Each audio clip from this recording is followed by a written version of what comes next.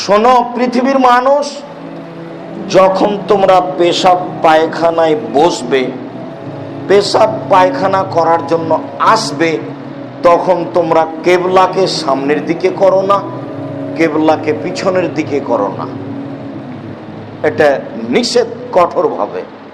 ওয়ালাকিন শাররিকু আও গাররিবু, তবে যারা মদিনায় বসবাস করে তারা কেবলার দিকে, তাদের পশ্চিম দিক হচ্ছে উত্তর দিক, তাদের ব্যাপারে কোনো সমস্যা নেই।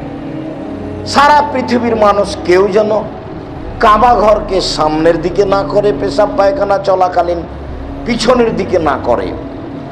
অত্র বিবরণে ইমাম শাফিঈ রাহিমাহুল্লাহ বলেন যে যদি অন্তরাল হয়, টয়লেট বাথরুম যদি ঘেরা থাকে চতুর্দিক, তাহলে যে কোনো দিকে মুখ করে পেশাব পায়খানা করা যায় অন্তরাল থাকলে। ইমাম আবু হানিফা রাহিমাহুল্লাহর পক্ষ থেকে পাওয়া যায় একেবারেই টোটালে হারাম, অন্তরাল থাক আর না থাক। ইমাম আহমদ ইবনে হাম্বল রাহিমাহুল্লাহ বলেন, হ্যাঁ, কাবা ঘরকে সামনের দিকে করা যাবে না, তবে পিছনের দিকে করা যায়।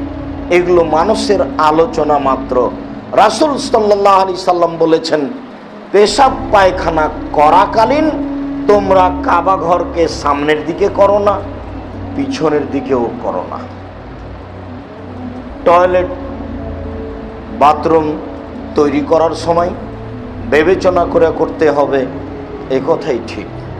ওলট পালট হলে ভেঙে ফেলে নতুনভাবে করতে হবে, এ কথাই ঠিক।